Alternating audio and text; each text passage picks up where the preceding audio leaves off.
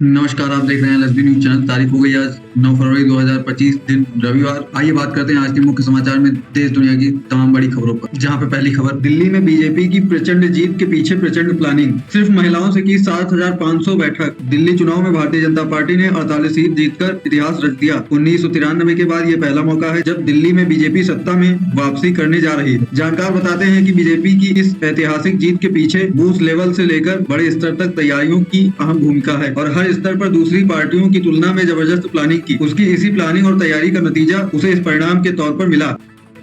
चीन ने ट्रंप की धमकी पर बीआरआई से हटने के लिए पनामा के राजदूत को किया तलब। अमेरिकी राष्ट्रपति डोनाल्ड ट्रंप की पनामा नहर को वापस लेने की धमकी के बाद चीन ने अरबों डॉलर के बीआरआई से पनामा के बाहर निकलने के लिए अपने देश में तैनात उसके राजदूत को तलब किया है। सरकार विदेश मंत्री झाओ झिवान ने शुक्रवार को बीआरआई पर चीन के साथ सहयोग समझौता एमओयू को नवीनीकृत नहीं करने मिगुएल हम्बुट्रो लेकारो बार्नेनास को तलब किया। कांग्रेस खुद तो डूबती है, दूसरों को भी डुबाती है। दिल्ली जीत के बाद पीएम मोदी ने इंडी गठबंधन को दिया संदेश। प्रधानमंत्री नरेंद्र मोदी ने आज दिल्ली चुनाव में मिली जीत के बाद बीजेपी मुख्यालय में कार्यकर्ताओं को संबोधित किया। इस अवसर पर उन्होंने दिल्ली वालों को विकास की गारंटी तो दी ही, साथ ही आम आदमी पार्टी और कांग्रेस पर जमकर निशाना साधा। कांग्रेस पर तंज कसते हुए पीएम मोदी ने कहा कि दिल्ली के चुनाव में कांग्रेस ने जीरो की डबल हैट्रिक लगाई है। यूपी सरकार का बड़ा फैसला, मुख्यमंत्री सहभागिता योजना के तहत गायों के लिए बढ़ाया दैनिक भरण पोषण भत्ता। उत्तर प्रदेश सरकार ने शनिवार को मुख्यमंत्री सहभागिता योजना के तहत प्रत्येक गाय के लिए दैनिक भरण पोषण भत्ता 30 रुपए से बढ़ाकर 50 रुपए कर दिया, ताकि गौवंश के कल्याण में सहायता की जा सके और निराश्रित मवेशियों को गोद लेने वाले लोगों की आजीविका में सुधार हो सके। यह घोषणा पशुपालन एवं डेयरी विकास विभाग की यहाँ हुई बैठक के बाद की गई। विधवा महिला ने शादी से किया इनकार, पड़ोस में रहने वाले शख्स ने उतार दिया मौत के घाट। हरियाणा के फरीदाबाद में एक 40 साल की विधवा महिला की उसके पड़ोसी ने हत्या कर दी। आरोपी महिला से शादी करना चाहता था, लेकिन इनकार करने पर उसने गला रेतकर उसकी जान ले ली। पुलिस ने मामला दर्ज कर आरोपी की तलाश शुरू कर दी है। रिपोर्ट के मुताबिक पुलिस ने बताया कि आरोपी की पहचान अशोक उर्फ नंदलाल के रूप में हुई है, जो शादीशुदा है और 3 बच्चों का पिता है। वारदात के बाद से वह फरार है और पुलिस उसकी गिरफ्तारी के लिए प्रयास कर रही है। भारत को हराने के सपने देख रहा पाकिस्तान, पीएम शहबाज शरीफ का statement viral. ICC champions trophy 2025 की शुरुआत इस महीने की 19 तारीख से हो रही है। भारत और पाकिस्तान के बीच 23 फरवरी को दुबई में मुकाबला होना है। इस मुकाबले को लेकर पाकिस्तान के प्रधानमंत्री शहबाज शरीफ ने बयान दिया है। उन्होंने कहा, मोहम्मद रिजवान की अगुवाई वाली पाकिस्तानी टीम का लक्ष्य सिर्फ चैंपियंस ट्रॉफी जीतना ही नहीं है, बल्कि 23 फरवरी को दुबई में भारत को हराना भी है।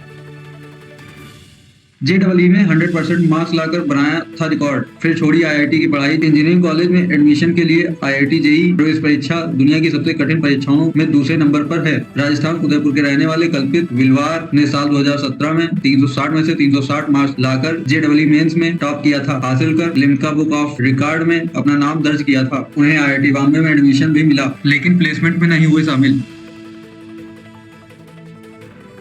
बांग्लादेश के अवामी लीग के नेता के घर हो गया हमला, सरकार ने शुरू कर दिया ऑपरेशन डेविल हंट। बांग्लादेश के अवामी लीग के एक नेता के घर हमला और तोड़फोड़ होने के बाद बांग्लादेश की मोहम्मद यूसून की अंतरिम सरकार ने इसके खिलाफ ऑपरेशन डेविल हंट चलाने का ऐलान कर दिया। बताया जा रहा है कि एक छात्र समूह द्वारा नेता के घर पर प्रदर्शनकारियों की कथित तोड़फोड़ करने वाले दोषियों का पता लगाने के लिए 24 घंटे का अल्टीमेटम दिया गया है। दिल्ली में बीजेपी की जीत पर शुभेंदु अधिकारी बोले, अब बंगाल की बारी। पश्चिम बंगाल के भाजपा नेता शुभेंदु अधिकारी ने दिल्ली विधानसभा चुनाव में भाजपा की ऐतिहासिक जीत को देश के लिए महत्वपूर्ण बताते हुए कहा कि यह भ्रष्टाचार और झूठ की राजनीति के अंत की शुरुआत है। उन्होंने कहा कि आम आदमी पार्टी की सरकार ने जनता से किए वादों के साथ धोखा किया और भ्रष्टाचार में लिप्त रही, जिसका जवाब दिल्ली की जनता ने दे दिया। उन्होंने कहा कि भारत एक महान लोकतंत्र है, जहाँ जनता ही अंतिम निर्णय लेती है।